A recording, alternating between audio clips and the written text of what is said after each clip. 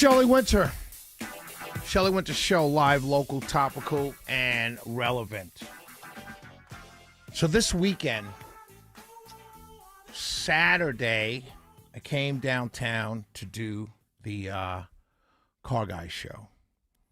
And then that evening, Saturday night, I went to a great dinner, the Crystal Ball, the Arthritis Foundation annual big fundraiser for the Arthritis Foundation here in Georgia. Wonderful event. Shout out to Stacey Courtney. Always invites me, and I had a wonderful time. But before I get into this issue, can I say something? So I've gone to this event. I went solo this past Saturday. I've got to say this. Stacey Courtney, right? She is one of the board members. So every time I go, she introduces me to another friend of hers, her what you would call her crew. She's a married woman, got kids, good, beautiful son is like 6'3", a daughter, beautiful children, her husband's wonderful guy, handsome guy and everything.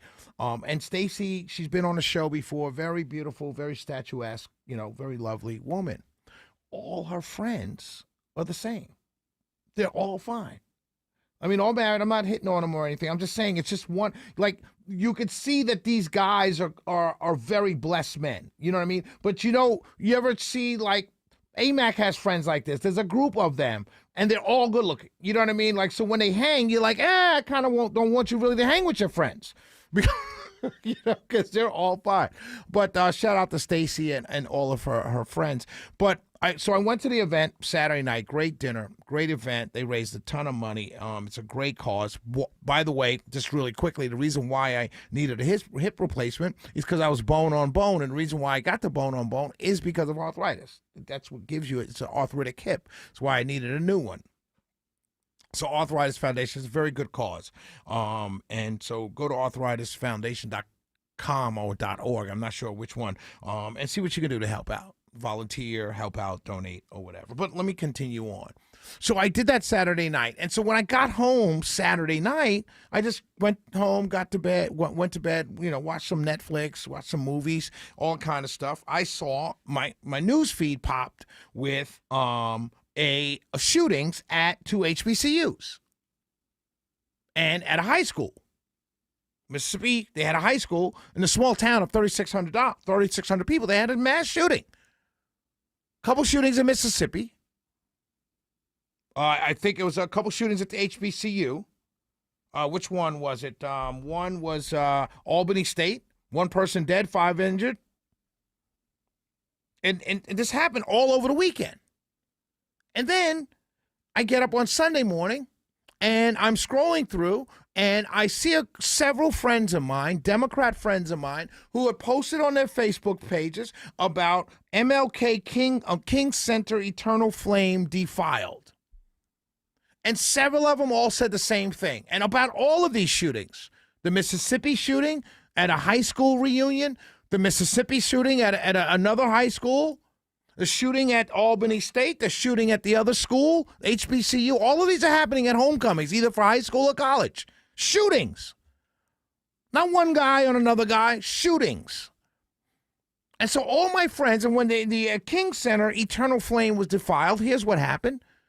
Somebody destroyed or tried to destroy, vandalized the Eternal Flame. That's where if you go to the King Center, there's a flame always burning for Martin Luther King.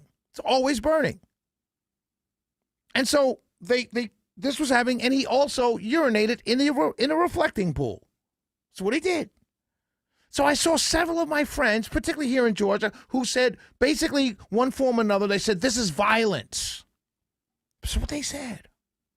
The shootings, they believed, were done by others. And all of this, and I thought to myself, where is it that we are so consumed, Democrats, African-American Democrats, are so consumed with MAGA that anything that happens bad has to be MAGA? And when I saw these stories, I immediately, I know what this is. Auburn Avenue. I know what this is. You ever been to Auburn Avenue on a Saturday? There's very few MAGA types walking down Auburn Avenue on Saturday, going to the reflecting pool to relieve themselves and destroying the eternal flame. I knew exactly what it was. But my friends, Democrats, the media even talked about these stories as if, they didn't leave it, they didn't say it purposefully, but they left it out there that it could potentially be racially motivated. Because that's what moves people now. Because everything is racially motivated, except the things clearly that are not. And if you want to know how the media is slightly dishonest, is that they will talk about these stories until they find the suspect, and then it goes away. In the Leland High School shooting, they got a 17-year-old kid. 17-year-old kid shot up a high school homecoming. 17.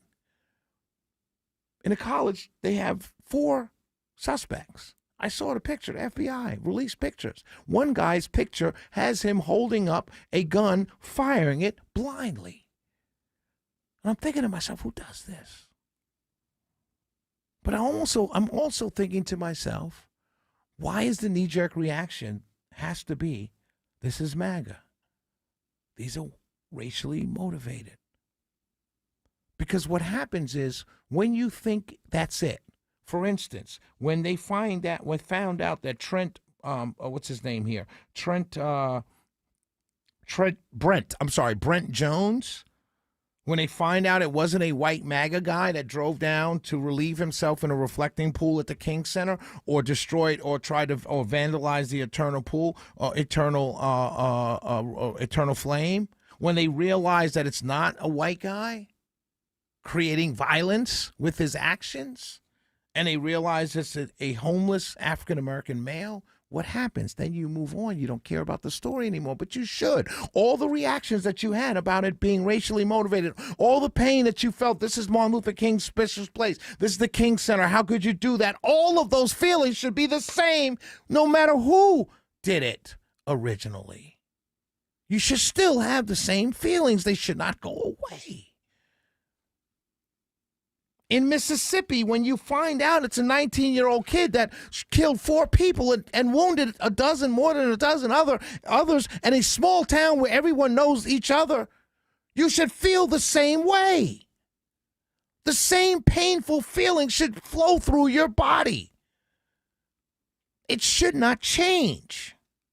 That's the problem. The problem is that if your reaction is anger, but it goes away when you find out the perpetrator looks like you, then it's silly, and it will never change. My point here is, if you were angry before you found out who relieved themselves in a reflecting pool or who vandalized the eternal flame, if you were angry at the fact that a high school shooting at a high school reunion, homecoming, there was a shooting that killed, if you're angry at Albany State, if you're angry at all these things, you should be more angry. You should be angrier, when you find out that the perpetrators looked like you.